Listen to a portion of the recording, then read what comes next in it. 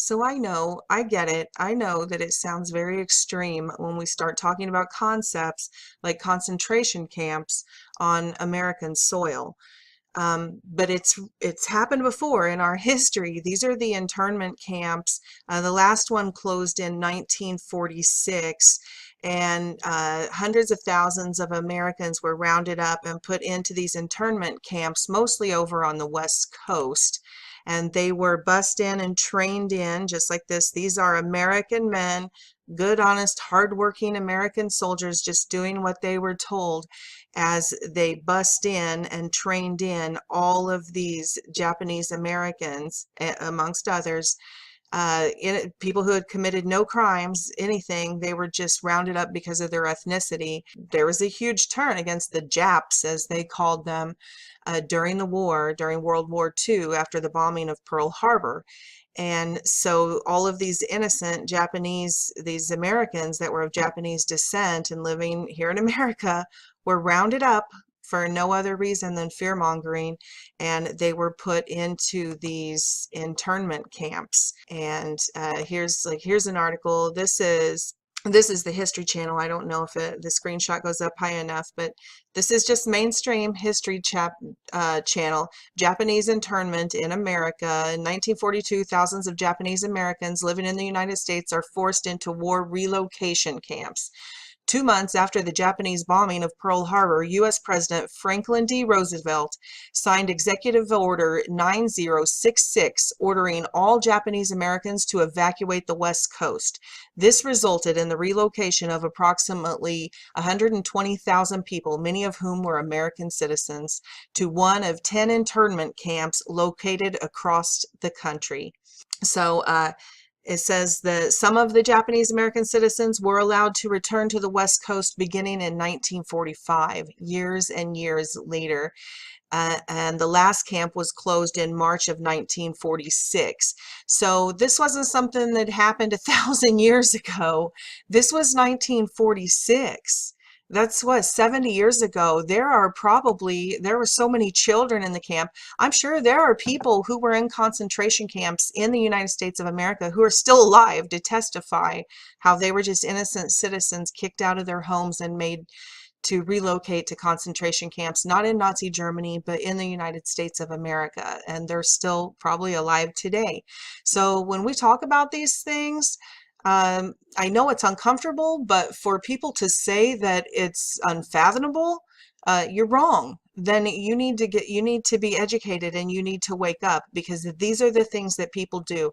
And all it would take is one false flag event, just like some shadow government could blow up the United Nations in Geneva and just say that right-wing Christians did it. And that's the exact tactic that Adolf Hitler used when they burned the Reichstag down. And then that was where the German parliament was housed. And then they blamed it on a specific individual and said he was seen at the scene.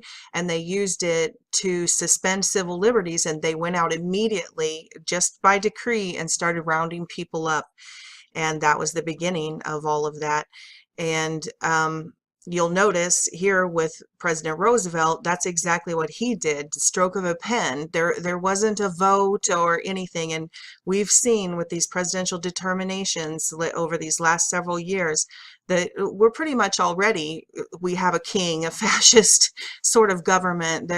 We're not allowed to vote on anything anymore. The president just makes these presidential determinations, and it's as if they're law. Don't think that it can't happen, because this is how it always happens. So it doesn't just happen this way in other countries. It happened this way in our own country already, in our lifetime, in the lifetime of people who are still alive today. That being said, I'm going to go into the Walmart video and show you how Sam Walton, the founder of Walmart, worked in these camps, helped organize the concentration camps in America, that he was employed not only by the government of the United States, but by the military of the United States of America. And he was heavily involved in the last round of concentration camps on American soil. And that's why he was chosen to set up this network, this distribution network that reaches into every tiny town in America. There's something weird going on with Walmart? Are we now seeing the true form of one of the world's largest companies? Is Walmart an entity of the government, operating in the private sector, meant to usher in martial law? Is its purpose found even in its name? Fact number 1. To understand the truth about Walmart, you first need a history lesson. The founder, Sam Walton, is long deceased, but his legacy is very much alive. What is he remembered for? Well, you may not know that Sam Walton was a part of the U.S. intelligence agency during World War II and a security chief over internment camps located inside of the United States. These camps held hundreds of thousands of whites of German and Italian descent and Asians of Japanese descent. They were held there after FDR violated their constitutional rights. Sam Walton oversaw these prisoners of war. The Walmart U.S. government connection is not new, you see. It goes way, way back. From 2001 through 2016, Walmart has received an estimated $50 to $100 billion in secret subsidies granted by the U.S. government. There are entire websites dedicated to following Walmart's grants, tax breaks, and earmarks. These websites unanimously agree that Walmart has received tens of billions of dollars in kickbacks over the years. Why are they getting so much money? Is it merely to keep their prices low? Or is it for other expenditures? Walmart has struck a deal with the U.S. government, hiring 130,000 reserve, active duty, and veterans in the United States over the past 3 years. A massive force of highly trained and skilled soldiers. It's an odd fact, because recently they just fired thousands of regular workers and closed 269 stores because of financial problems. So not only was Sam Walton a member of the government and the military, but he absolutely did supervise and organize and take part in the last round of internment camps set up in the United States of America, where they rounded up American citizens and held them in internment camps. And he was sanctioned. He has been endowed by the government to set up this network, this distribution network that stretches its tentacles into every single small town in America.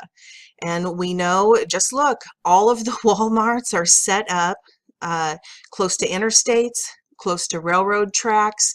And now, as this thing is moving forward, we're starting to see the disaster response team, which started in the early 2000s, and this is directly off of their website. It's not a conspiracy site. This is one of my other videos that I put up last week or whatever. I'll put the links to my other videos from Hurricane Irma and Harvey and the microchipping, and then this one and all of that. I'll put those links below. They also have, this is Walmart's website, so this is not some conspiracy. This is nobody's second opinion. This is what they put out about themselves.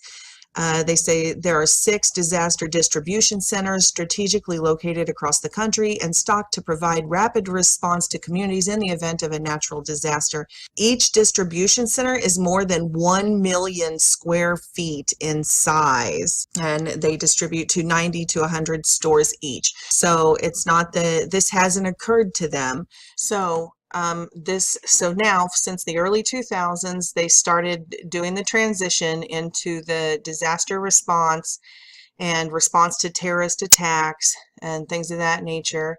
And then they have now, with the implementation of Obamacare, they set up all these kiosks in all of the stores to get people. You can get your vaccines, you can get your injections right there, you can sign up for the government Obamacare right there in Walmart stores.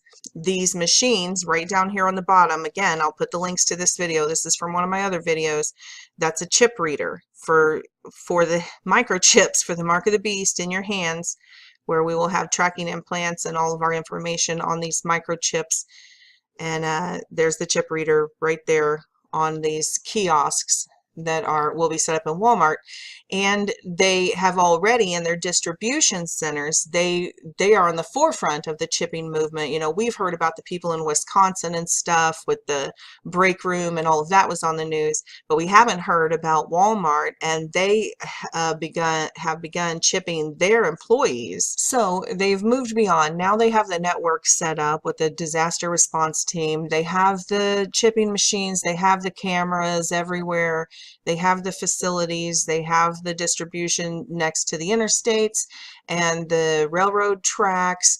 Now they've begun the last phase in the transition, which is the underground tunnels and the underground basement type parts of the facilities.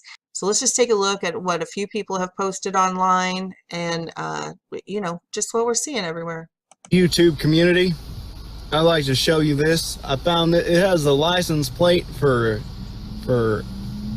Arkansas, and as you can see, this is a Walmart disaster response team. This pretty much confirms that this is going to be a FEMA camp and martial law and all that. Hello, I make this video not a happy man. I'm at the neighborhood Walmart in San Jose, California. And this is what it has become. I did not want to believe it, but it's happening. Anyone who knows anything about jail or anything about that knows what this is. That is a holding area.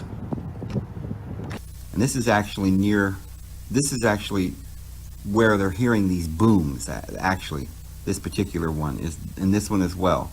You see that both of these have these reservoirs, these little sunken reservoirs behind the Walmart parking lot.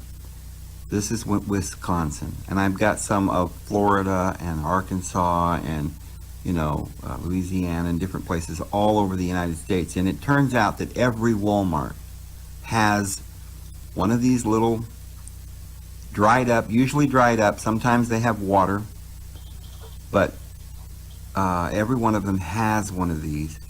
And I'm going to show you a close-up here.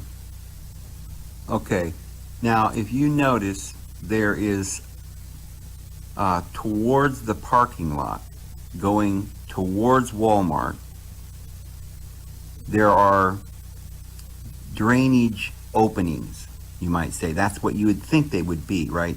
Culverts or openings that go in the direction of Walmart. Now that's interesting, and they're all this way, because if it was an outlet for flooding or something, then the drainages would be going away from Walmart towards the city sewer or lines or something. But the openings come from Walmart and into these big reservoirs. And invariably, I've seen almost all of them start where the shipping area is, where they pull the trucks up in the back, where they do their unloading with their distribution centers. And right where the trucks pull in, there is an opening and some sort, as if there's something going on. I mean, can you imagine in every one of these Walmarts, what is it that's in there that they would need to drain, right? Because we're not draining the streets. That the city handles that, drainage in the streets and, you know, in case of flooding and so forth.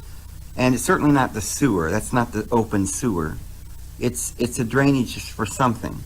And it's draining. You see the two drainage holes, openings, apertures right there, as they're always toward the parking lot, towards Walmart. And so what is it that Walmart needs to drain? Because you see Walmarts do this, but I don't see this happening with Kmart's, or I don't see Home Depot's doing this. So what is it that Walmart needs with these large reservoirs in their backyards? We have created of all the Jade Helm Walmart closing episodes across the country. Strangely enough, we have found that all the closed Walmarts are very close to railway lines. Access points such as this at Pico Rivera Walmart, which is only 1/10 of a mile from the closed down store.